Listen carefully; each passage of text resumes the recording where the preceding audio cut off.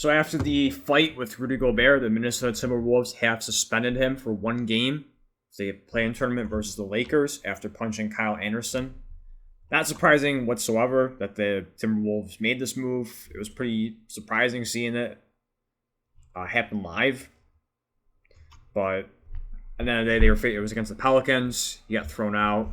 Eventually, luckily, it didn't mess with the win. I thought New Orleans had the win after that. They had it in the bag. They didn't.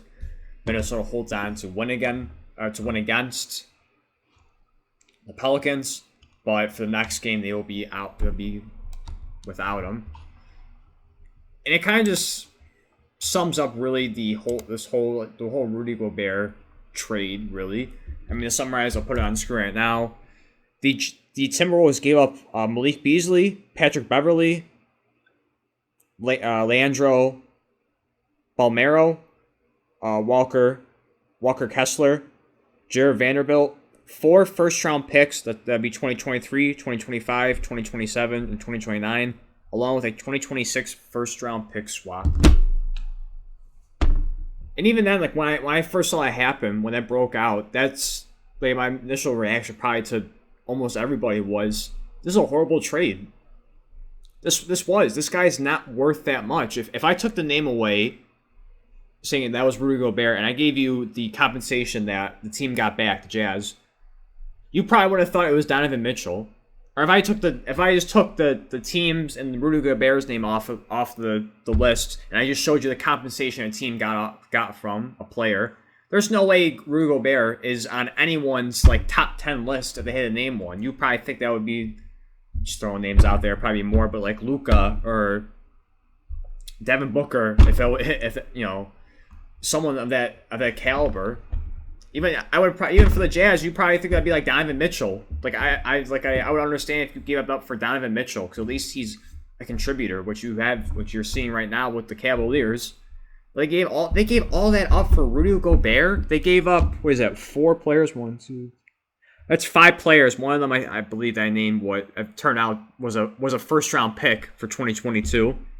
So in total, they got 5 players, 4 first round picks, and then a pick swap for Rudy Gobert. What has Gobert done? That's the real question. What has Gobert done for Minnesota? Because I don't know who was the idiot that thought in that organization that this made perfect sense.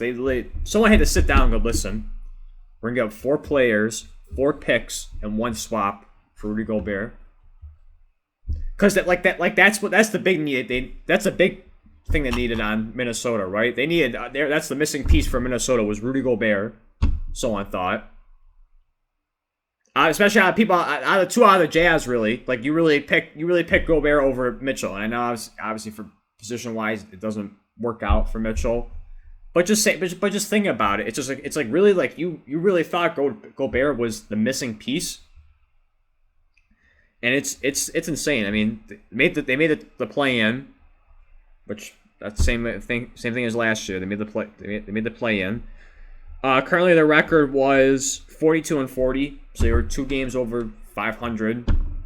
But in terms of what you gave up and what you're probably expecting for a championship, that's not good enough.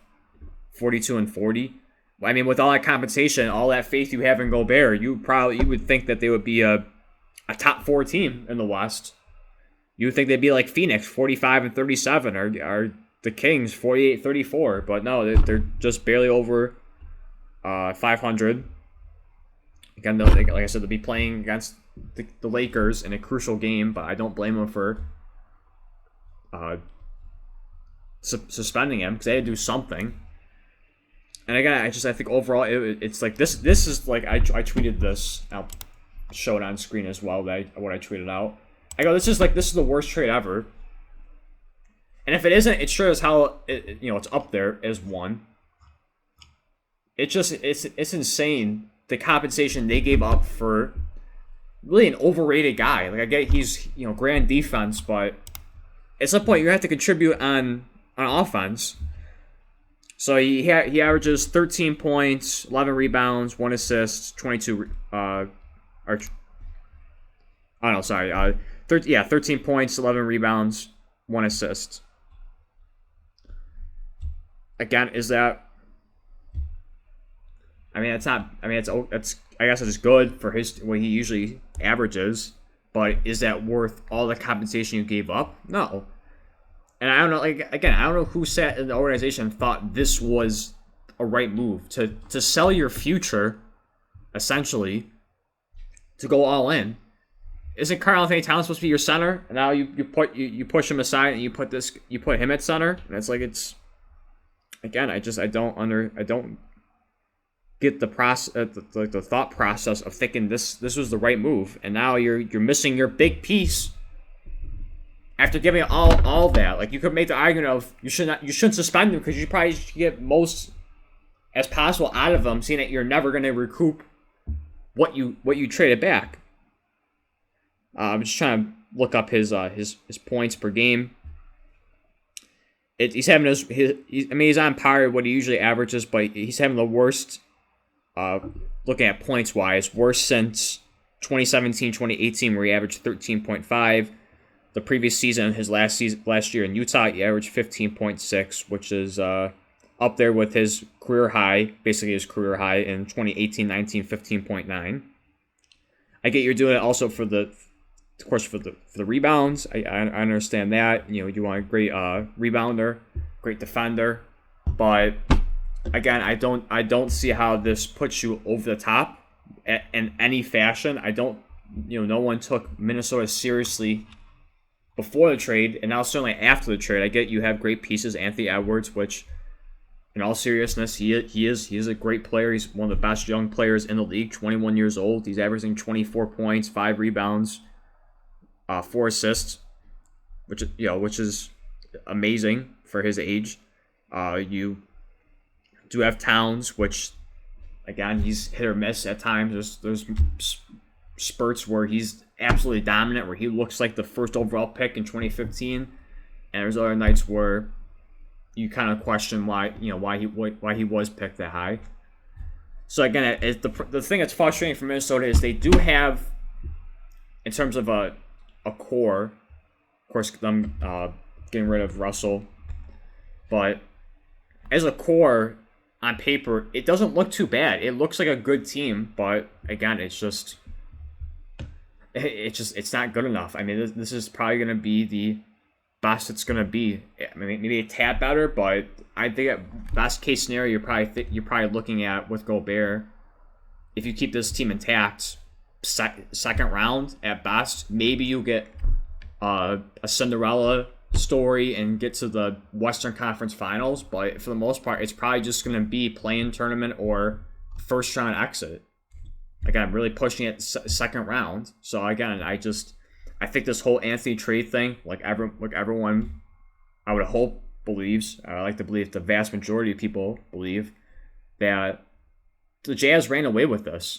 They absolutely did. They robbed the Timberwolves. There's no way you can justify giving up all this for Rudy Gobert, and it's unfortunate for the biggest thing. The biggest people who lose in all this is Timberwolves fans. I feel bad for them because it's this organization screwed up. They have been for a long time, and it hasn't paid off. I'm sorry, it hasn't. This trade will not pay off. Again, I don't know what's going to happen for the play-in tournament, if he'll be back for it, how effective he's going to be. I mean, like I said, again, especially for this season, it's first round exit. Again, I mean, let's say if they win, they'll be the 8th seed. They'll face, I mean, they'll get a rematch of last year with Memphis, if I have that right. But I see Memphis probably easily winning that series. Maybe game 5 or 6 they'll win it in, but if they make it that far. So again, just a quick update on that. Again, Timberwolves suspend Rudy Gobert for 1 game against the Lakers after punching Kyle Anderson on Sunday during a timeout. Sorry for a little rant there. Just frustrating to see just how dumb this whole trade was from start to finish or start to now.